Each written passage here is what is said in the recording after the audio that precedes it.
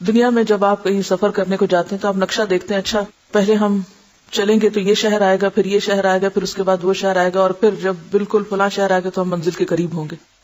لیکن قیامت کے بارے میں ایسا کوئی نقشہ واضح نہیں ہے ہمارے ذہن میں. ہم آنکھیں بند کر کے اس سفر کو اختیار کرنے والے. تو سفر شروع کرنے سے پہلے ذرا دیکھ لیجئے، جان لیجئے کہ رستہ کہاں کہاں سے ہو کر گزرتا ہے. وہاں جانے سے پہلے اس کے حالات جاننا، وہ علم جو فریضہ ہے نا ہم پر جاننا، یہ اس میں سے ہے، کیونکہ اس سے ہمارا واسطہ پیش آنے والا ہے. تو آئیے توجہ سے سنیے. قیامت کی ابتدا نفخ صور سے ہوگی، یعنی سب سے پہلے صور پھونکا جائے گا، جس کے بارے میں رسول اکرم صلی اللہ علیہ وسلم کا ارشاد مبارک ہے، جناب اسرافیل علیہ السلام صور منہ میں لیے اپنی پیشانی جھکائے کان اللہ کے حکم پر لگائے ہوئے ہیں. جیسے ہی اللہ تعالیٰ حکم دیں گے وہ صور پھونکنا شروع کر دیں گے اور قیامت کا آغاز ہو جائے گا. کیسے بیٹھے ہیں؟ کان لگائے، سر جھکائے. تو اسرافیل علیہ السلام ہر وقت الرٹ بیٹھے ہیں، اشارہ ہو تو میں فوراً کام شروع کر دوں. ذرے برابر بھی وقت نہیں لگائیں گے حکم کی تعمیل میں. مسلم شریف کی حدیث کے مطابق یہ جمعہ کا دن ہوگا، لوگ اپنے اپنے کاموں میں مشغول ہوں گے کہ اچانک مشرق اور مغرب کے تمام لوگ ایک لمبی آواز سنیں گے جو آہستہ آہستہ اونچی ہوتی جائے گی، یعنی اس کا والیوم بڑھتا چلا جائے گا، اور یہ آواز پوری دنیا میں بیک وقت سنی جائے گی. پہلے زمانے میں تو شاید لوگوں کو یہ بات سمجھ نہ آتی، لیکن آج کے دور میں تو کمیونیکیشن اتنی ترقی کر چکی ہے کہ ایک شخص دنیا کے کسی ایک حصے میں بولتا ہے اور سیٹلائٹ کے ذریعے پورے گلوب پر اس کی آواز سنی جا سکتی. بہرحال قیامت بھی اچانک آئے گی، آواز اس طرح اٹھے گی کہ مشرق اور مغرب میں بیک وقت سنی جائے گی اور آہستہ سے تیز ہوتی جائے گی. ایسی آواز پہلے کبھی کسی نے سنی ہی نہ ہوگی. اس آواز کی ہولناکی اور سختی کی وجہ سے لوگوں میں اضطراب اور بے چینی پھیلنی شروع ہو جائے گی. جب سور کی آواز بجلی کی کڑک کی طرح شدت اختیار کر جائے گی تب لوگ مرنا شروع ہو جائیں گے، کیونکہ انسان ایک خاص لیول سے اونچی آواز سن ہی نہیں سکتے، موت واقع ہو جاتی انسان کی. جو آدمی جہاں ہوگا وہیں گر پڑے گا، جہاں ہوگا وہیں گر پڑے گا. جیسے جیسے سورہ اسرافیل بلند ہوتی چلی جائے گی ویسے ویسے نظام کائنات درہم برہم ہونا شروع ہو جائے گا. صرف زمین نہیں، باقی ستاروں، سیاروں، گیلیکسیز، سٹارز، ان سب تک یہ آواز جائے گی اور سب کا نظام درہم برہم ہوگا. زمین آندھی میں ہچکولے کھانے والی قندیل کی طرح زلزلوں کی زد میں آ جائے گی. جیسے چراغ جلتا ہے نا تو اس کا جو شعلہ ہوتا ہے، ہوا چلے تو شعلے کو کیا ہوتا ہے؟ خوب ہلتا ہے. تو زمین بھی اس طرح ہچکولے کھائے گی، پوری زمین. پہاڑ گرد و غبار بن کر اڑنے لگیں گے، سمندروں میں آگ بھڑک اٹھے گی، آسمان پھٹ جائے گا، سورج، چاند اور ستارے بے نور ہو جائیں گے، تمام ذی روح مخلوق، انسان، جن اور فرشتے فنا ہو جائیں گے، حتیٰ کہ ملک الموت بھی اپنی روح اللہ تعالیٰ کے حوالے کر دیں گے.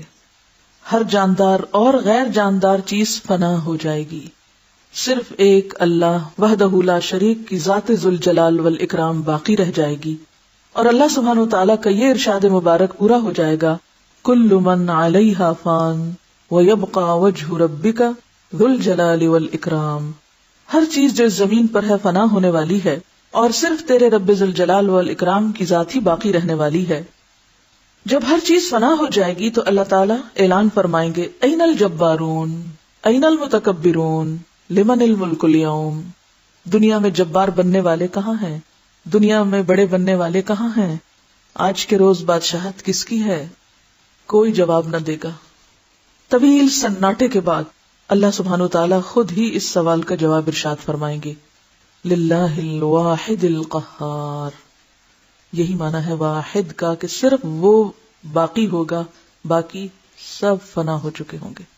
آج کے روز بادشاہی صرف ایک اللہ قہار کی ہے. مسلم شریف کی حدیث کے الفاظ یوں ہیں، انا الملک این الجبارون المتکبرون.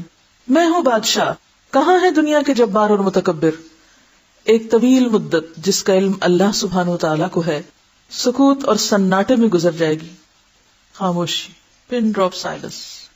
پھر جب اللہ تعالیٰ چاہیں گے نئے سرے سے آسمان، زمین اور فرشتوں کو پیدا فرمائیں گے. نئی زمین میں عمارتوں، درختوں، پہاڑوں اور سمندروں کا نام نشان تک نہیں ہوگا، بلکہ وہ سفید، ہموار اور چٹیل میدان ہوگی جو اپنے رب کے نور سے خوب روشن ہو جائے گی، بالکل سفید شیٹ کی طرح، اسٹریٹ، ہموار اور چمکدار. انسانوں کو دوبارہ پیدا کرنے کے لیے آسمان سے ایک بارش نازل ہوگی، جس کے نتیجے میں ہر انسان کی ریڑھ کی ہڈی سے پورا انسانی ڈھانچہ تیار ہو جائے گا. یعنی ریڑھ کی ہڈی اسی طرح گرو کرنے لگے گی جیسے ایک بیج گرو کرتا ہے. ایک بیج سے پورا درخت بنتا ہے نا، اسی طرح ریڑھ کی ہڈی سے پورا جسم دوبارہ گرو کر جائے گا اور اس پر گوشت پوست بھی چڑھا دیا جائے گا. اس کے بعد جناب اسرافیل علیہ السلام کو دوسری مرتبہ سور پھونکنے کا حکم دیا جائے گا اور تمام انسان ننگے پاؤں، ننگے بدن اور بے ختنہ اٹھ کھڑے ہوں گے. کسی کے پاس کوئی لباس نہ ہوگا، جس طرح ماں کے پیٹ سے پیدا ہوئے تھے. حضرت عائشہ کو جب یہ بات پتہ چلی تو انہوں نے کہا کہ ہائے، ہمارے لباس نہیں ہوگا، پھر لوگ ہمیں دیکھیں گے نہیں. فرمایا کوئی کسی کو نہیں دیکھے گا، ہر ایک کے اوپر ایسی مصیبت آئی ہوگی لِكُلِّ امْرِئٍ مِّنْهُمْ يَوْمَئِذٍ شَأْنٌ يُغْنِيهِ کہ وہ اسے دوسرے سے بے نیاز کر دے گی. اس کی اپنی حالت ایسی افراتفری ہوگی. اور اللہ تعالیٰ کا یہ فرمان بھی پورا ہو جائے گا وَلَقَدْ جِئْتُمُونَا فُرَادَىٰ كَمَا خَلَقْنَاكُمْ أَوَّلَ مَرَّةٍ تم لوگ اکیلے اکیلے ہمارے پاس حاضر ہو گئے جس طرح ہم نے تمہیں پہلی مرتبہ پیدا کیا تھا. اب وہاں ہر شخص اکیلا ہو جائے گا، حالانکہ لوگوں کا ایک جم غفیر ہوگا. اولین و آخرین جمع ہوں گے، اس کے باوجود انسان تنہا ہوگا. سب سے پہلے رسول اکرم صلی اللہ علیہ وسلم اپنی قبر مبارک سے اٹھیں گے، پھر حضرت عیسیٰ علیہ السلام اور دیگر انبیاء کرام، شہداء، صلحاء، فضلاء اور اہل ایمان اٹھیں گے، پھر فساق، فجار اور پھر کفار و مشرکین. واللہ اعلم بالصواب. قبروں سے کافر، مشرک، فاسق اور فاجر لوگ اپنے اپنے اعمال کے مطابق اٹھیں گے. یعنی جب لوگ اٹھ رہے ہوں گے بغیر لباس کے تو ان کا حال کیا ہوگا؟ ہر شخص اپنے اعمال کے رنگ میں رنگا ہوا ہوگا. کوئی اندھا جو دنیا میں اندھا بن کے رہا بغیر سوچے سمجھے زندگی بسر کی، کوئی بہرا جس نے حق سنا ہی نہیں یہاں، کوئی لنگڑا، کوئی چیونٹی کی شکل میں جو متکبر ہوں گے، کوئی سر کے بال اٹھے گا، یعنی سر نیچے ٹانگے اوپر. کافر اس غیر متوقع زندگی کے مناظر دیکھ کر شدید خوف اور دہشت کی کیفیت میں مبتلا ہوں گے. تو یہ کیا؟ آپ ذرا سوچئے کہ اگر یکایک ایسا سین آپ کو نظر آئے تو حال کیا ہوگا؟ یہ کیا ہو رہا ہے؟ آنکھیں پتھرائی ہوئی ہوں گی، دل کانپ رہے ہوں گے، کلیجے منہ کو آئے ہوں گے. کوئی غم گسار اور مددگار نہ ہوگا، نہ ہی کوئی کسی دوسرے کی طرف دیکھنے یا دھیان دینے والا ہوگا. اہل ایمان بھی اپنے اپنے ایمان اور اعمال کے مطابق قبروں سے اٹھیں گے. شہید اپنی شہادت کے تازہ بہتے ہوئے خون کے ساتھ اٹھے گا.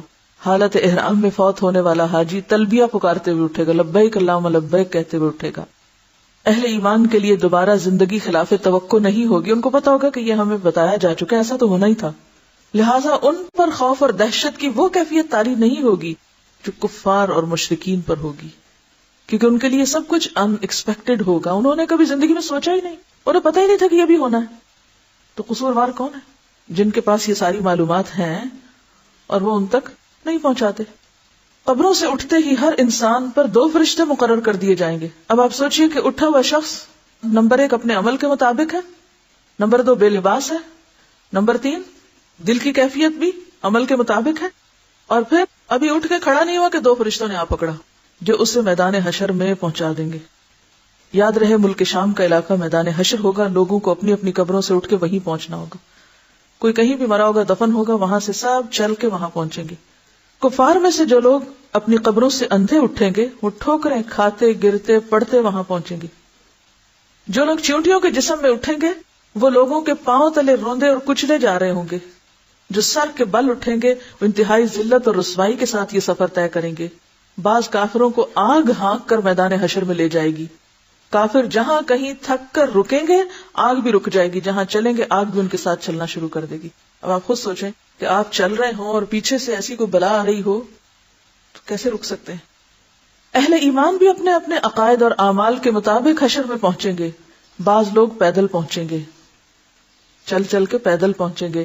بعض لوگ اونٹوں پہ سوار ہوں گے، کسی اونٹ پر 1، کسی پہ 2، کسی پہ 4، حتیٰ کہ 10 آدمی بھی ایک اونٹ پہ سوار ہوں گے. ساری مخلوق چپ چاپ دم سادے ایک ہی ڈائریکشن پہ جا رہی ہوگی. کسی کو اونچی سانس لینے کی مجال نہ ہوگی کہ وہ ہاں کر کے اپنے اندر کا غبار ہی نکال سکے. اتنا خوف ہوگا. ہر آدمی کو احساس ہوگا کہ آج امتحان زندگی کا نتیجہ نکلنے والا ہے، آج میرا رزلٹ میرے سامنے آ رہا ہے. جو کچھ میں اب تک کرتا رہا. جب ساری مخلوق میدان حشر میں پہنچ جائے گی تو اعلان کیا جائے گا وَامْتَازُوا الْيَوْمَ أَيُّهَا الْمُجْرِمُونَ، مجرموں آج کے روز تم نیک لوگوں سے الگ ہو جاؤ، الگ الگ ہو جاؤ. پہلے سب اکٹھے ہوں گے، پھر سب کو الگ کر دیا جائے گا. سب لوگ الگ الگ گروہوں میں تقسیم کر دیے جائیں گے. غرض کے میدان حشر میں اہل ایمان کی جائے قیام الگ ہوگی، کافروں، مشرکوں، منافقوں، فاسقوں اور فاجروں کا ٹھکانہ الگ الگ الگ. وَامْتَازُوا الْيَوْمَ أَيُّهَا الْمُجْرِمُونَ. میدان حشر میں لوگ ننگے پاؤں اور ننگے بدن ہوں گے. سورج 1 میل کے فاصلے سے آگ برسا رہا ہوگا. سورج قریب آ جائے گا. زمین دہک رہی ہوگی. جسم سورج کی آگ میں جل رہے ہوں گے. زمین پر پاؤں رکھنے مشکل ہوں گے. تپتی دھوپ میں پاؤں رکھنا کتنا مشکل ہوتا ہے زمین پہ. دور دور تک کہیں سایہ نظر نہ آئے گا. لوگ اپنے اپنے عقائد اور اعمال کے مطابق پسینے میں شرابور ہوں گے. کسی کو ٹخنوں تک، کسی کو پنڈلی تک، کسی کو گھٹنوں تک، کسی کو زانوں تک، کسی کو کمر تک پسینہ آیا ہوگا. کوئی سینہ اور گردن تک پسینے میں ڈوبا ہوگا. سینے اور گردن تک پسینے میں. کفار اور مشرکین کو منہ میں پسینے کی لگام آئی ہوگی، یعنی منہ تک آ رہا ہوگا. بعض پسینے میں ڈبکیاں کھا رہے ہوں گے. بھوک اور پیاس کی شدت سے لوگوں کا برا حال ہوگا. بھوک، پیاس اور گرمی کی شدت کی حالت میں لوگ 50,000 سال تک کھڑے رہیں گے. تنگ آ کر اللہ تعالیٰ سے دعا کریں گے، یا اللہ ہمیں اس مصیبت سے نجات دلا، خواہ جہنم میں بھیج دے. دیکھیے جنت اور جہنم بعد میں ہے، لیکن میدان حشر میں بذات خود کھڑے ہونا ایک الگ مصیبت کی بات ہے. ہاں اگر آپ نیک ہیں، اچھے عمل کرنے والے ہیں، آپ کو عرش الہی کا سایہ نصیب ہو سکتا ہے. لیکن وہ ان لوگوں کو نہیں نصیب ہوگا جنہوں نے وہ عمل کیے ہی نہیں ہوں گے. اب یہ تو نہیں ہو سکتا نا ایک شخص نے کام کیا نہیں اور وہ کہے مجھے بھی وہ سایہ دے دو، میں بھی وہاں جانا چاہتا ہوں. آپ نے ٹکٹ لیا ہی نہ اور آپ کہیں مجھے بھی انٹر ہونا ہے. دنیا میں تو ایسا نہیں ہوتا، تو وہاں کیسے ہوگا؟ یہ طبرانی کی روایت ہے کہ جس میں آتا ہے کہ یا اللہ ہمیں اس مصیبت سے نجات دے، خواہ جہنم میں بھیج دے. یاد رہے آج سورج کا ہماری زمین سے فاصلہ 9,30,00,000 میل ہے. اس کے باوجود جون جولائی میں زمین اس قدر گرم ہو جاتی ہے کہ 1 منٹ کے لیے اس پہ ننگے پاؤں کھڑے ہونا مشکل ہوتا ہے. تو سوچئے کہ اس روز پھر زمین کا حال کیا ہوگا جب سورج بھی اتنا قریب آ جائے گا. اب لوگ بے حد تنگ ہو رہے ہوں گے. لاچار ہو کر لوگ حضرت آدم علیہ السلام کی خدمت میں حاضر ہوں گے. عرض کریں گے اللہ تعالیٰ نے آپ کو اپنے ہاتھ سے بنایا، اپنی روح پھونکی، فرشتوں سے سجدہ کروایا، جنت میں جگہ دی. آج آپ ہمارے لیے سفارش کرا دیں کہ اللہ تعالیٰ حساب شروع کر کے ہمیں حشر کی تکلیف سے نجات دے. حضرت آدم فرمائیں گے آج میرا رب اس قدر غصے میں ہے کہ اس سے پہلے کبھی نہ ہوا اور نہ آئندہ ہوگا. تو سب سے زیادہ غضبناک اللہ تعالیٰ کس دن ہوں گے؟ حشر کے دن. نہ اس سے پہلے کبھی اور نہ اس کے بعد. وہ کہیں گے مجھ سے جنت میں اللہ تعالیٰ کی نافرمانی ہو گئی تھی جس کی وجہ سے مجھے اپنی جان کی فکر ہے، لہٰذا میں سفارش نہیں کر سکتا. تم لوگ نوح علیہ السلام کے پاس چلے جاؤ. وہ نوح علیہ السلام کی خدمت میں حاضر ہوں گے اور اپنا مدعا بیان کریں گے. نوح علیہ السلام بھی یہی کہیں گے آج میرا رب اتنے غصے میں ہے کہ اس سے پہلے کبھی اتنا غصہ میں نہ آیا اور نہ اس کے بعد آئے گا. میں نے دنیا میں اپنی قوم کے لیے بد دعا کی تھی جس کے نتیجے میں وہ ہلاک ہوئی. آج مجھے اپنی جان کی فکر ہے، میں سفارش نہیں کر سکتا. تم ابراہیم خلیل اللہ کے پاس چلے جاؤ، وہ سفارش کریں گے. لوگ ابراہیم علیہ السلام کی خدمت میں حاضر ہوں گے اور عرض کریں گے آپ اللہ کے نبی اور اس کے خلیل ہیں، اپنے رب کے حضور ہماری سفارش کرا دیں. آپ دیکھ رہے ہیں ہماری کیا حالت ہو رہی ہے. ابراہیم علیہ السلام بھی وہی بات فرمائیں گے جو حضرت آدم علیہ السلام اور نوح علیہ السلام نے کہی تھی کہ آج میرا رب اس قدر ناراض ہے کہ اس سے پہلے کبھی اتنا ناراض نہیں ہوا اور نہ اس کے بعد ہوگا. میں نے دنیا میں 3 جھوٹ بولے تھے جس کی وجہ سے آج مجھے اپنی جان کی فکر ہے، کہیں اللہ تعالیٰ باز پرس نہ کر لیں. لہٰذا تم لوگ موسیٰ علیہ السلام کے پاس چلے جاؤ. لوگ موسیٰ علیہ السلام کی خدمت میں حاضر ہوں گے اور عرض کریں گے اللہ تعالیٰ نے آپ سے ہم کلام ہو کر سارے لوگوں پر آپ کو فضیلت دی. آپ دیکھ رہے ہیں ہماری کیا حالت ہو رہی ہے، آپ اپنے رب کے حضور ہماری سفارش کر دیں. موسیٰ علیہ السلام فرمائیں گے آج تو میرا رب اس قدر غصے میں ہے کہ اس سے پہلے کبھی ہوا نہ بعد میں ہوگا. میں نے دنیا میں ایک آدمی کو قتل کر دیا تھا جس کی وجہ سے مجھے اپنی جان کی فکر ہے، لہٰذا میں سفارش نہیں کر سکتا. تم لوگ عیسیٰ علیہ السلام کے پاس چلے جاؤ. لوگ عیسیٰ علیہ السلام کے پاس حاضر ہوں گے اور عرض کریں گے آپ اللہ کے رسول اور اس کا فرمان ہے اور اللہ کی روح ہیں. آپ دیکھ رہے ہیں ہماری کیا حالت ہو رہی ہے، اپنے رب سے ہمارے لیے سفارش کر دیں. عیسیٰ علیہ السلام بھی وہی جواب دیں گے آج میرا رب اس قدر غصے میں ہے کہ اس سے پہلے کبھی ہوا نہ آئندہ ہوگا. تم لوگ محمد صلی اللہ علیہ وسلم کے پاس چلے جاؤ، وہ تمہاری سفارش کریں گے. لوگ سید الانبیاء رحمۃ للعالمین شفیع المذنبین کی خدمت میں حاضر ہوں گے اور عرض کریں گے آپ اللہ کے رسول اور خاتم الانبیاء ہیں. اللہ نے آپ کے اگلے پچھلے سارے گناہ معاف کر دیے. آپ دیکھ رہے ہیں ہماری کیا حالت ہو رہی ہے. اپنے رب کے حضور سفارش کیجئے کہ وہ ہمارے حساب کتاب کا آغاز فرمائے. رسول رحمت فرمائیں گے ہاں آج کے روز سفارش کے لائق میں ہی ہوں. چنانچہ آپ صلی اللہ علیہ وسلم کو میدان حشر سے شفاعت کے بلند ترین مقام محمود پر پہنچا دیا جائے گا. شفاعت کے لیے آپ کہاں تشریف لے جائیں گے؟ مقام محمود جو جنت میں عرش الہی کے نیچے ہوگا. وہاں پہنچ کر آپ صلی اللہ علیہ وسلم اپنے رب کے حضور سجدے میں گر پڑیں گے اور اللہ تعالیٰ کی حمد و ثنا کریں گے. پھر جب اللہ تعالیٰ کا غصہ کم ہوگا تو اللہ تعالیٰ ارشاد فرمائیں گے اے محمد سر اٹھاؤ اور سوال کرو دیے جاؤ گے، سفارش کرو قبول کی جائے گی. یہی شفاعت کبریٰ ہوگی، یہی شفاعت کبریٰ ہے. شفاعت کبریٰ کی منظوری کے بعد رسول اکرم صلی اللہ علیہ وسلم مقام محمود سے میدان حشر میں واپس تشریف لائیں گے، یعنی اس مقام محمود سے پھر میدان حشر میں آئیں گے.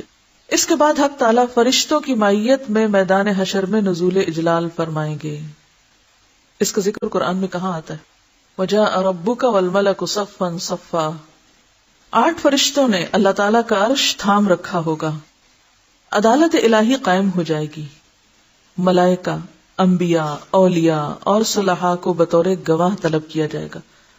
وَأَشْرَقَتِ الْأَرْضُ بِنُورِ رَبِّهَا وَوُضِعَ الْكِتَابُ وَجِيءَ بِالنَّبِيِّينَ وَالشُّهَدَاءِ وَقُضِيَ بَيْنَهُمْ بِالْحَقِّ وَهُمْ لَا يُظْلَمُونَ. اب آپ دیکھیے کہ عدالت لگی. امیجنیشن سے بھی کام لیجئے. آپ کہاں سے اٹھے تھے، کس حالت میں کہاں جا پہنچے، اور اب وہاں پر عدالت لگ گئی. کبھی عدالت جانے کا اتفاق ہوا ہو، کبھی ٹیلی ویژن پر دیکھا ہو کچھ منظر، تو ایک عجیب سی ہیبت ہوتی ہے. اب یہاں پر آپ دیکھیے کہ عدالت لگ چکی ہے. فرشتوں کو حکم ہوگا کہ وہ لوگوں میں ان کے نامہ اعمال تقسیم کر دیں. اب یہ جو ترتیب ہے کہ نامہ اعمال کب ملیں گے، ہم سمجھتے ہیں ہم وہ اٹھیں گے سو کے اور وہ جلدی سے کوئی لے آئے گا، یہ لے لو اپنی کتاب، اور ہم اس کو بس لے کے چل پڑیں گے. یہ ترتیب نہیں پتا کہ کون سی چیز کہاں ملے گی اور کب کیا کام ہوگا. یہ ترتیب جاننا بے حد ضروری ہے. سب لوگ آ کھڑے ہوئے ہیں، اب فیصلہ ہونے لگا ہے. اس سے پہلے کیا کہا جائے گا؟ اعمال نامے اب تقسیم کر دیے جائیں. اہل ایمان کو سامنے کی طرف سے دائیں ہاتھ میں نامہ اعمال دیا جائے گا. کفار و مشرکین کو پشت کی طرف سے بائیں ہاتھ میں نامہ اعمال دیا جائے گا. اعمال نامے پہ نظر ڈالتے ہی ہر آدمی کے سامنے اس کی ساری زندگی کا کچا چٹھا سامنے آ جائے گا. جو کچھ اب تک آپ نے کیا ہے اور جو آئندہ زندگی میں موت تک کریں گے، وہ سارا کچھ اس کتاب میں لکھا ہوا ہوگا. سوچیں آپ کے دن اور راتیں کہاں گزرتی ہیں اور کیسے گزرتی ہیں. یہی البم ہے جس کی تصویریں کل آپ کے سامنے آئیں گی. بھولے بسرے ماضی کی ساری یادیں تازہ ہو جائیں گی. اہل ایمان کے روشن چہرے کچھ اور بھی روشن اور تر و تازہ ہو جائیں گے، اور وہ خوشی خوشی دوسروں کو اپنا نام اعمال دکھائیں گے. اب جان میں جان آئے گی. جب اچھے اچھے کام جن لوگوں نے کیے ہوں گے وہ فوراً شیئر کرنا شروع کر دیں گے. ہاں اقرؤ کتابیہ، لوگوں آؤ میرا نام اعمال پڑھو. کیا واقعی ہمارے اعمال ایسے ہیں دنیا میں کہ جو ہم کہیں بھی رکھ سکتے ہو، کسی کو بھی دکھا سکتے ہو؟ اگر آج دنیا میں ہم ایسے کام کرتے ہیں نا جو ہم کسی کے سامنے نہیں کر سکتے، یہ کسی کو دکھا نہیں سکتے، تو یاد رکھیے قیامت کو بھی نہیں دکھا سکیں گے. اپنے آپ سے سوال کیجیے کیا میرے عمل ایسے ہیں کہ میں دوسروں کو دکھا سکوں؟ وہ کتنے کام ہیں کہ جن کو کرتے ہوئے مجھے یہ ڈر لگتا ہے ہائی کسی نے دیکھ لیا تو پھر کیا ہوگا، کسی کو پتا چل گیا تو کتنی بےزتی ہوگی. ڈرتے بھی ہیں تو صرف دنیا کے لیے اور صرف دنیا کی حد تک، کبھی نہیں سوچتے کہ وہاں کیا بنے گا. کفار و مشرکین کے چہروں کی سیاہی میں کچھ اور اضافہ ہو جائے گا. اور چہروں کی سیاہی کے بارے میں پیچھے آیت پڑھ چکے نا آپ. جو لوگ تفرقہ بازی کا شکار ہوں گے اور جو حق آنے کے بعد بھی ضد اور عناد کا شکار رہیں گے، ذلت ان کے چہروں پہ چھا جائے گی. حسرت و ندامت سے وہ اپنے ہاتھوں کو چبائیں گے اور کہیں گے کاش میں اپنا نامہ اعمال نہ دیا جاتا. یا لیتنی لم اوت کتابیہ ولم ادری ما حسابیہ، کاش مجھے نہ پتا ہوتا یہ حساب کتاب کیا چیز ہے. کفار و مشرکین بار بار اپنے نامہ اعمال کو دیکھیں گے اور تعجب سے کہیں گے یہ کیسا عجیب و غریب نامہ اعمال ہے جس میں ہر چھوٹا اور بڑا عمل لکھا ہوا موجود ہے. یا ویلتنا ما لہذا الکتاب لا یغادر صغیرۃ ولا کبیرۃ الا احصاها. یہ کیا ہوا؟ کوئی بات بھی نہیں چھوٹی، کوئی بات بھی. اعمال ناموں کی تقسیم کے بعد سوال جواب کا سلسلہ شروع ہوگا. اللہ تعالیٰ جس جس سے چاہیں گے بغیر کسی ترجمان کے براہ راست سوال کریں گے. اللہ تعالیٰ ڈائریکٹ پوچھیں گے. سب سے پہلے مشرکوں سے پوچھا جائے گا کہ انہوں نے شرک کیوں کیا. مشرک جواب دیں گے، انکار کریں گے، اللہ کی قسم کھا کے کہیں گے ہم نے تو کبھی شرک نہیں کیا، واللہ ربنا ما کننا مشرکین. شرک اس کائنات کا سب سے بڑا جھوٹ ہے. تو جھوٹے لوگ قیامت کے دن پھر جھوٹ بولیں گے کہ ہم نے تو ایسا کیا ہی نہیں. اللہ تعالیٰ کرامن کاتبین کو گواہی کے لیے بلائیں گے. جو فرشتے انہیں دیکھتے تھے یہ سب کرتے انہیں بلائیں گے. وہ مشرکوں کے شرک کی گواہی دیں گے، لیکن مشرک پھر انکار کر دیں گے. شرک سے بھرپور کرامن کاتبین کا تیار کیا ہوا نامہ اعمال ان کے سامنے رکھا جائے گا. مشرکین اس سے بھی انکار کر دیں گے، وہ کہیں گے نہیں ہم نے یہ نہیں کیا. پھر اس دور کے انبیاء، علماء یا اولیاء کو گواہی کے لیے بلایا جائے گا، تو وہ ان کے شرک کی گواہی دیں گے، لیکن مشرک اس سے بھی انکار کر دیں گے. پہلے اللہ تعالیٰ کس سے پوچھیں گے؟ خود ان سے. ان کے انکار پر کس سے پوچھیں گے؟ کرام کاتبین سے. ان کے انکار پر کس سے پوچھیں گے؟ یہ اتنا پوچھنے کی اور اس کی ضرورت کیا ہے؟ تاکہ انصاف کے تقاضے پورے کیے جائیں، حجت تمام کی جائے، کوئی یہ نہ کہہ سکے کہ نہیں ہم پہ تو ظلم ہو گیا.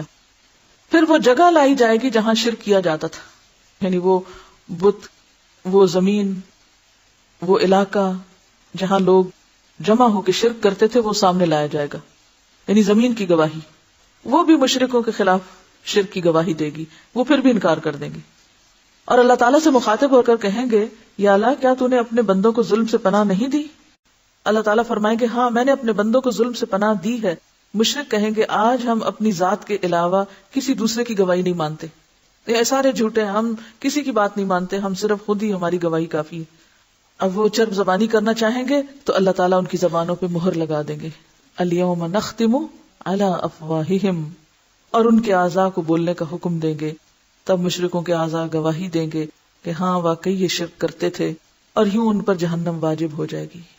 یعنی صرف زبان بند کر کے انسان کے جسم کو روح کھا لے تک بولیں گے یہ مجرم ہے. کیونکہ مشرک کسی کی گواہی ماننے کو تیار نہیں، وہ کہیں گے ہم صرف اپنی گواہی لاتے ہیں. تو اپنی گواہی منہ سے نہیں، اب عمل سے تمہارے اعضاء بتائیں گے، اور اعضاء خلاف بولنا شروع کر دیں گے. مشرک اپنے اعضاء کو لان تان کریں گے کہ ہم تو تمہیں جہنم سے بچانے کی کوشش کر رہے تھے. جواب میں اعضاء کہیں گے جس اللہ نے تمہیں گویائی کی قوت دی اس نے ہمیں بولنے کا حکم دیا، ہم کیسے انکار کر سکتے تھے. انطقنا اللہ الذی انطق کل شیء. ایک منافق سے اللہ تعالیٰ سوال کریں گے کیا میں نے تجھے دنیا میں عزت، حکومت، اہل و عیال، مال و دولت نہیں دیا تھا؟ وہ عرض کرے گا کیوں نہیں یا اللہ، سب کچھ دیا تھا. اللہ تعالیٰ دوسرا سوال پوچھیں گے کیا تجھے یقین تھا کہ قیامت آئے گی؟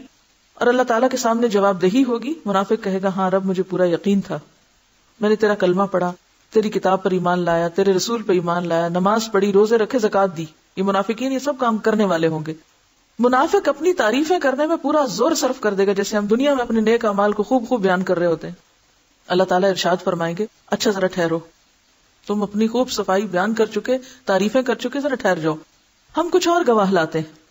منافق اپنے دل میں سوچے گا میں نے تو مسلمانوں کے ساتھ مل کر نماز روزہ کیا، آج میرے خلاف کون گواہی دے گا؟ کسی کو نہیں پتا چلنے دیا میں نے کہ میں کون تھا، میں تو کسی کو پتہ ہی نہیں چلنے دیا، میرے خلاف کون؟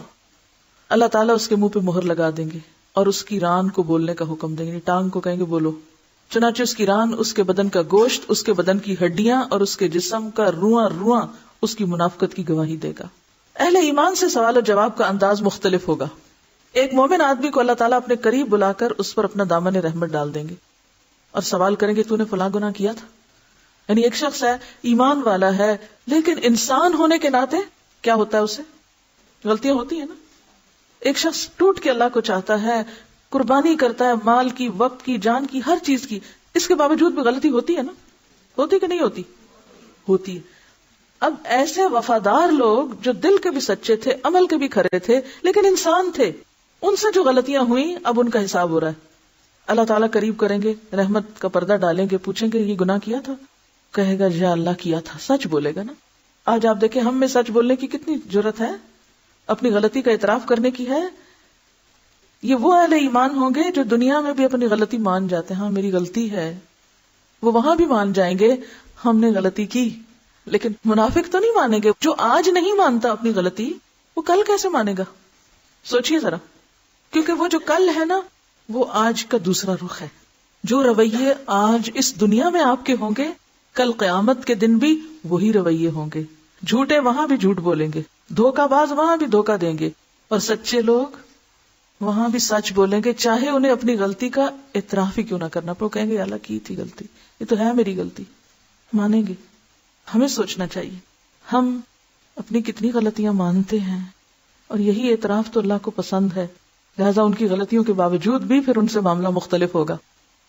اللہ تعالیٰ سوال کریں گے تو نے فلاں گناہ کیا تھا، تو نے فلاں گناہ کیا تھا. مومن عرض کرے گا یا اللہ ہاں کیا تھا. اللہ تعالیٰ اس کے ایک ایک گناہ کے بارے میں سوال کریں گے اور وہ اقرار کرتا چلا جائے گا اور سوچے گا اب تو ضرور ہلاک ہوا، اب تو شامت آئی، اب تو نہیں میری چھوٹ ہوگی، میں تو اتنا گناہ گار ہوں. آخر میں اللہ تعالیٰ ارشاد فرمائیں گے میں نے تیرے گناہوں پہ دنیا میں بھی پردہ ڈالا تھا، آج بھی ڈال رہا ہوں، اور اسے جنت میں بھیج دیا جائے گا. یہ مخلص لوگوں کا حال ہوگا، سچے لوگوں کا. افراد کے علاوہ انبیاء اور رسل کی تکذیب کرنے والی اقوام سے بھی سوال کیا جائے گا، یعنی انڈیویجولی بھی سوال ہوگا اور کلیکٹیولی بھی. قوم نوح سے سوال ہوگا تم نے پیغمبر کی تکذیب کیوں کی، کیوں پیغمبر کو جھٹلایا. وہ حضرت نوح علیہ السلام اور ان کی دعوت کا انکار کریں گے، کہیں گے نہیں ہمیں تو کسی نے کچھ نہیں بتایا. اللہ تعالیٰ نوح علیہ السلام سے فرمائیں گے نوح اپنے حق میں کوئی گواہ لاؤ. حضرت نوح علیہ السلام عرض کریں گے میری گواہ امت محمدیہ ہے. سورۃ الحج کے آخر میں آتا ہے لِيَكُونَ الرَّسُولُ شَهِيدًا عَلَيْكُمْ وَتَكُونُوا شُهَدَاءَ عَلَى النَّاسِ. رسول نے آپ کو پہنچا دیا اور آپ کو آگے پہنچانا ہے، اور قیامت کے دن بھی آپ کی گواہی لی جائے گی.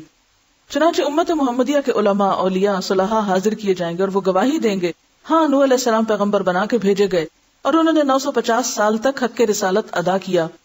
قوم نوح کہے گی تم تو ہمارے زمانے میں موجود ہی نہیں تھے. یعنی آپ سے کیا کہے گی قوم نوح، تم تو ہمارے وقت میں تھے ہی نہیں، تم تو بعد میں آئے، تم یہ گواہی کیسے دے رہے ہو. اس پر رسول اکرم صلی اللہ علیہ وسلم کو لایا جائے گا اور وہ اپنی امت کی صداقت کی گواہی دیں گے کہ میری امت نے قرآن مجید کی روح سے بالکل سچی گواہی دی. مجھے اور آپ کو کہاں سے پتا چلا کہ نوح علیہ السلام نے اپنی قوم کو پیغام پہنچایا تھا؟ قرآن سے نا. اور اگر قرآن پڑھا ہی نہ ہو تو کیا گواہی دیں گے جس کو پتہ ہی نہ ہو کہ ایسا بھی ہو چکا. رسول اکرم صلی اللہ علیہ وسلم کی اس گواہی کے بعد قوم نوح لاجواب ہو جائے گی اور مجرم قرار پا کر جہنم میں ڈال دی جائے گی. ایسا ہی معاملہ قوم ہود، قوم صالح، قوم شعیب، قوم لوط اور دوسرے انبیاء کی اقوام کے ساتھ ہوگا. وَتَرَى كُلُّ أُمَّةٍ جَاثِيَةً، پھر اکٹھے کے اکٹھے پھینکے جائیں گے.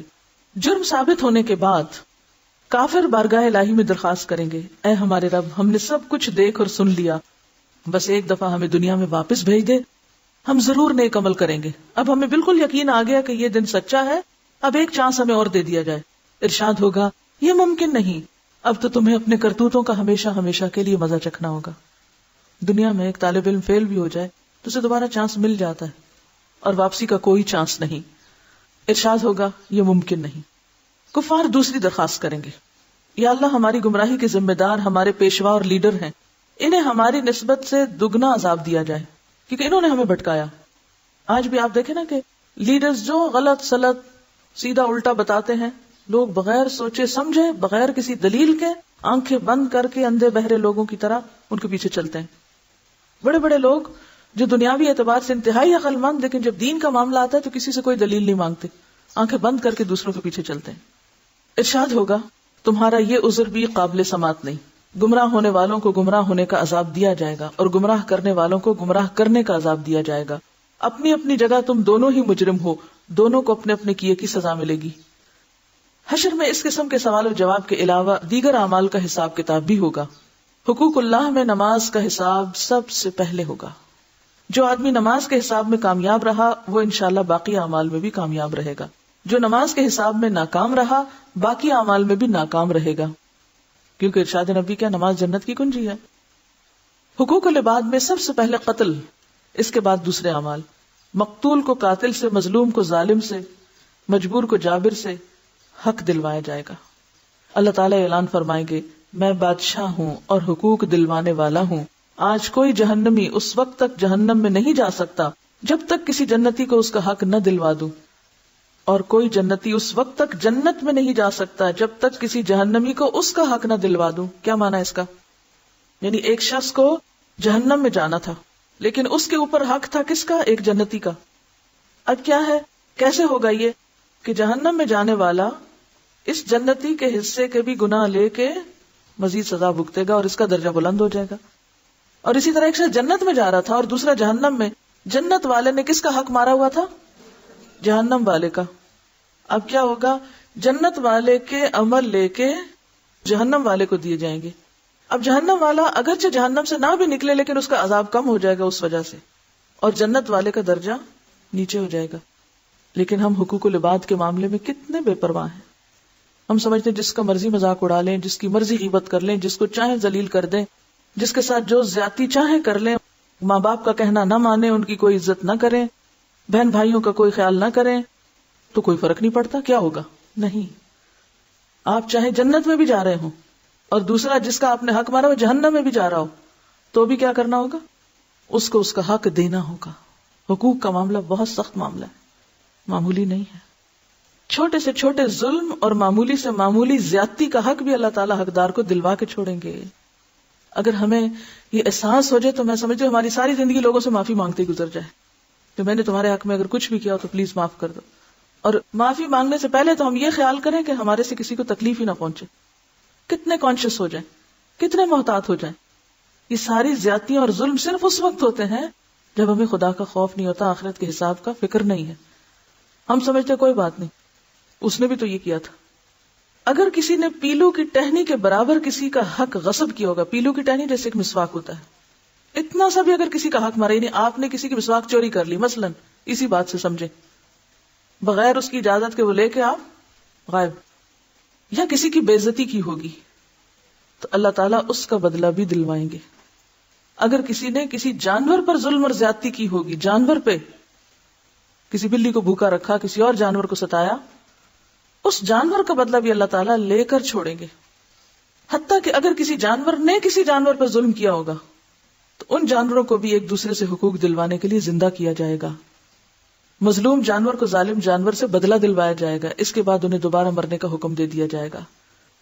یعنی ایک حدیث میں آتا نا کہ بے سینگ بکری کو اگر سینگ والی بکری نے ٹکر ماری ہوگی تو قیامت کے دن دونوں کو اٹھایا جائے گا, اور جس نے ٹکر کھائی ہوگی اسے سینگ دیے جائیں گے اور کہا جائے گا اس کو ٹکر اب مارو. جب وہ بدلہ لے چکے گی پھر سب کو ختم کر دیا جائے گا. اس سے آپ اندازہ لگا سکتے ہیں کہ حقوق کا معاملہ کتنا نازک ہے, کتنا نازک ہے. یہ کیسے ہو سکتا ہے کہ ہم دوسروں پہ ظلم و ستم کر کے ان کے حق مار کے عزم کر جائیں اور کوئی پوچھ گچھ نہ ہو. بدلہ یا حقوق کی ادائیگی نیکیوں کے ساتھ ہوگی, یعنی انسانوں کی. ظاہر جانوروں کی تو نیکیاں نہیں, ان کے تو پھر آمنے سامنے کرا جائے گا ان کو. ظالم نے مظلوم پر جتنا ظلم کیا ہوگا اس کے برابر اس کی نیکیاں لے کے مظلوم کو دے دی جائیں گی. اگر ظالم کے نامہ اعمال میں نیکیاں نہیں ہوں گی تو پھر مظلوم کے گناہ ظالم کے سر پہ ڈال دیے جائیں گے. حقوق لینے اور دینے کے بعد تمام انسانوں کے نامہ اعمال اپنی آخری شکل میں وزن ہونے کے لیے تیار ہو جائیں گے. یعنی اب وزن شروع ہوگا.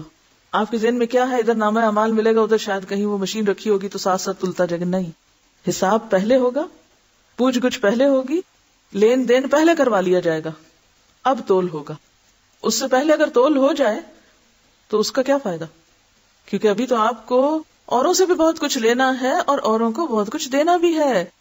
وہ نامہ اعمال اٹھ کے جو آپ کو پکڑایا گیا تھا وہ ابھی سارا آپ کا نہیں ہے.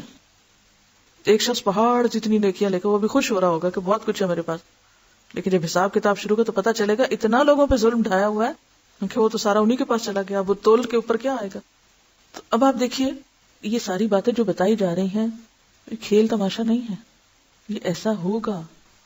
جب تک ہمارا یہ یقین پختہ نہیں ہوتا ہمارے عمل درست نہیں ہو سکتے, ہماری زبانوں کی اصلاح نہیں ہو سکتی, ہم ایک دوسرے کے معاملے میں محتاط نہیں ہو سکتے. کیونکہ دنیا میں کیا, جس کی لاٹھی اس کی بھینس, جو ذرا طاقتور ہے, جس کے پاس زیادہ زور ہے وہ دوسرے کو دبانے کی کوشش کرتا ہے, دوسرے کا حق مارنے کی کوشش کرتا ہے. قیامت کے دن حساب بڑا باریک ہے. حقوق لینے اور دینے کے بعد تمام انسانوں کے نامہ اعمال اپنی آخری شکل میں وزن ہونے کے لیے تیار ہو جائیں گے اور اتمام حجت کے لیے میزان قائم کیا جائے گا. میزان میں جن لوگوں کی نیکیوں کا پلڑا بھاری ہوگا وہی کامیاب قرار پائیں گے اور جنت میں جائیں گے. جن کی برائیوں کے پلڑے بھاری ہوں گے وہ سب جہنم میں جائیں گے. بعض لوگوں کے میزان میں ایک نیکی کی زیادتی یا ایک نیکی کی کمی ان کے جنتی یا جہنمی ہونے کا فیصلہ کرے گی. وہ ایک ظلم, ایک گالی جو کسی کو دی تھی, آج نیکیاں ہیں لیکن وہ اس کو مل گئی, لہذا اپنی طرف کمی ہو گئی. اور دنیا میں ہم کتنا بے دریغ زبانیں کھولے ہوئے ہیں, جس کو جو چاہیں کہہ دیں, جس کے ساتھ جیسا چاہیں معاملہ کریں. اور کہا جاتا ہے کہ ہر شخص کے اعمال تلنے پر ایک فرشتہ اعلان کرے گا, فلاں بن فلاں کامیاب ہوا یا فلاں بن فلاں ناکام ہوا. پورے میدان میں اناؤنسمنٹ ہوگی, آپ کا نام لیا جائے گا اور نام لے کے بتایا جائے گا فلاں کامیاب ہو گیا. اب یہ سب کے ریزلٹ سن رہے ہوں گے لوگ. اب آپ دیکھیں دنیا کی مشہور ترین شخصیتیں جن کو زمانہ جانتا ہے، جب قیامت کے دن ان کا نام لے کے بتایا جائے گا کہ وہ ناکام ہو گئے تو شرمندگی کا عالم کیا ہوگا؟ کبھی سوچا ہم نے؟ دنیا میں چند لوگوں میں اگر کوئی ہمارا نام پکار کے ہمیں بتا دینا کہ تمہارا فلاں نقصان ہو گیا تو ہم کہتے ہیں کیوں میری بےزتی کرائی، سب کے سامنے کیوں بتایا گیا؟ دنیا میں اگر کوئی نقصان ہو جائے، کمی ہو جائے تو لوگ عام طور پہ مینشن نہیں کرتے اس کو، کسی کو پتہ نہ چلے، اس سے بےزتی ہوتی، لیکن وہاں تو سب کے سامنے کھل جائے گا معاملہ۔ لوگوں کے نام اعمال کا وزن ان کے ایمان اور عقیدے کے مطابق ہوگا، وہ نیتیں اور وہ سب بھی بیچ میں شامل ہوں گی۔ کفار، مشرکین، مرتدین اور منافقین کے ڈھیروں نیک اعمال کا وزن ذرہ برابر بھی نہیں نکلے گا۔ لا نقیم لہم یوم القیامت وزنا، عالی شان اعمال، اتنا وزن نہیں۔ کیوں؟ اللہ کے لیے نہیں کیے تھے وہ کام، تو دنیا میں تعریف کے لیے ویسے ہی شوق میں کیے۔ جبکہ ایک مومن آدمی کے نامہ اعمال میں 99 رجسٹر گناہوں سے بھرے ہوئے ہوں گے، اللہ تعالیٰ کے سوال کے جواب میں وہ اپنے گناہوں کو اعتراف کرے گا۔ اللہ تعالیٰ فرمائیں گے کہ اس کے اعمال میزان میں تولے جائیں۔ نیکیوں کے پلڑے میں ایک چھوٹا سا کاغذ رکھ دیا جائے گا جس پر کلمہ توحید ہوگا، وہی کلمہ توحید اس کے گناہوں سے بھرے 99 رجسٹروں پہ بھاری ہو جائے گا اور وہ جنت میں چلا جائے گا۔ اب اس حدیث سے بعض لوگ کیا سمجھتے ہیں، وہ جو کلمہ ہم نے پڑھ لیا ہے وہ کافی ہے اور وہ باقی حساب کتاب کے مرحلوں کو بھول جاتے ہیں۔ یہ اس لیے کہا گیا ہے کہ ایک شخص جس نے کلمہ پڑھا اور ساتھ ہی اس کی موت آ گئی، اب ساری زندگی مثلا 90 سال وہ جیا کفر کی حالت میں، مرنے سے پہلے کلمہ نصیب ہو گیا، اب وہ 99 رجسٹر تو اس کے بھرے میں کس سے؟ ایسے لوگ ہیں نا تاریخ میں، یا ایسے بہت سے لوگ ہوتے ہیں کہ ادھر لا الہ الا اللہ پڑھی اور ادھر دنیا سے چلے گئے۔ یعنی اس حدیث کا مطلب یہ نہیں ہے کہ انسان جان بوجھ کے غلط کام کرتا رہے اور کہے میں نے کلمہ پڑھ رکھا ہے، نہیں۔ یعنی ایک شخص جس نے سچے دل سے ابھی اسلام قبول کیا تھا، پچھلی ساری زندگی کفر شرک میں گزری، لیکن آئندہ ایک نیکی کرنے کا موقع نہیں ملا۔ وہ ایک صحابی کے بارے میں آتا نا، انہوں نے کلمہ پڑھا اور فوراً وہ شہید ہو گئے۔ اب قیامت کے دن کیا ہوگا؟ وہ ایک کلمہ کس پہ بھاری ہوگا؟ ساری زندگی پہ بھاری ہوگا، کیونکہ ہوتا یہ ہے کہ لا الہ الا اللہ کا سچے دل سے کہنا پچھلے سارے گناہوں کو واش آؤٹ کر دیتا ہے، صفائی کر دیتا ہے۔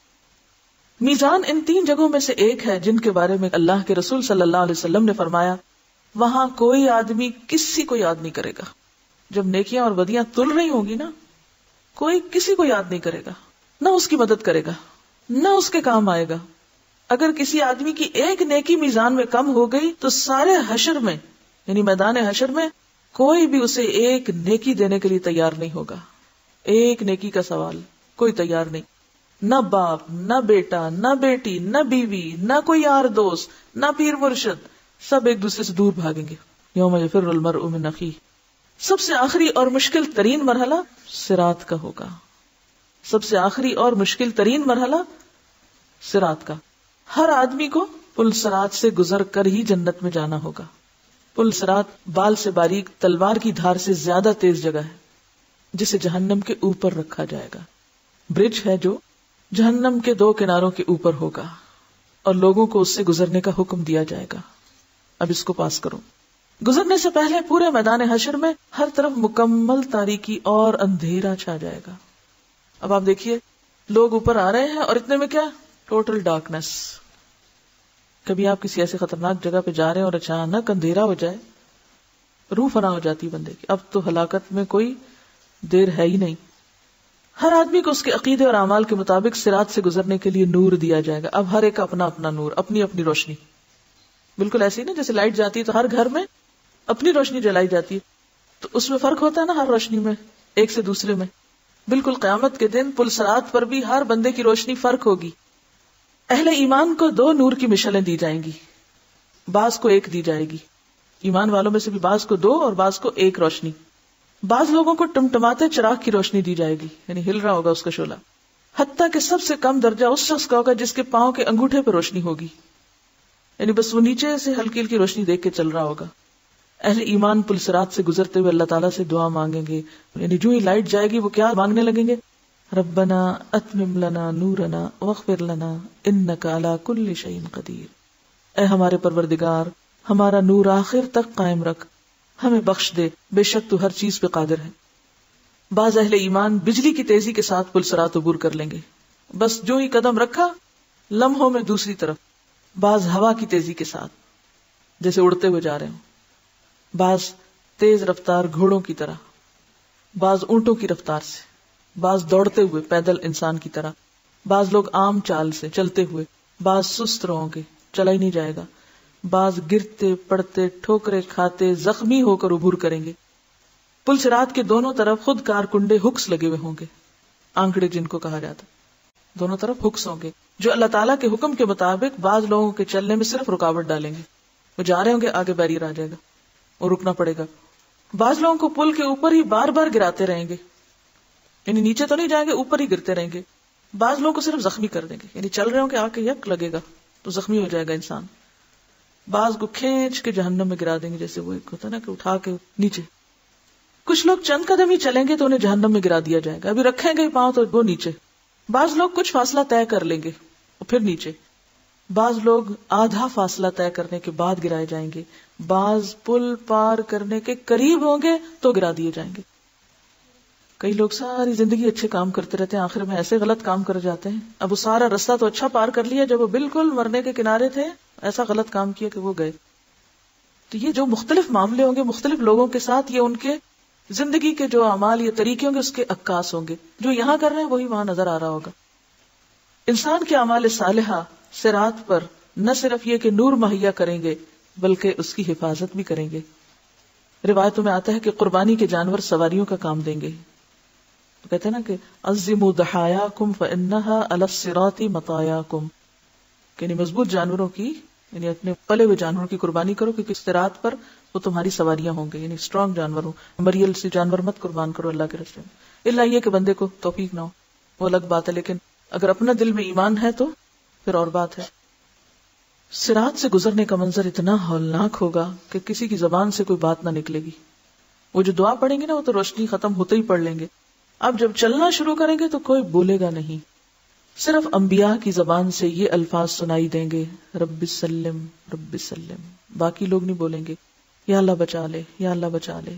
صراط سب سے پہلے رسول اکرم صلی اللہ علیہ وسلم اور آپ کی امت عبور کرے گی، بعد میں دیگر انبیاء اور امتیں عبور کریں گی۔ صراط عبور کرنے کے بعد تمام اہل ایمان قنطرہ، جو پل صراط کا آخری حصہ ہوگا جنت میں داخلے سے پہلے کی جگہ، اس پہ روک لیے جائیں گے۔ سب اہل ایمان، جن مسلمانوں کے درمیان کوئی غلط فہمی یا گلا شکوہ یا غصہ اور ناراضگی ہوگی وہ دور کی جائے گی، دل دھوئے جائیں گے وہاں سب کے۔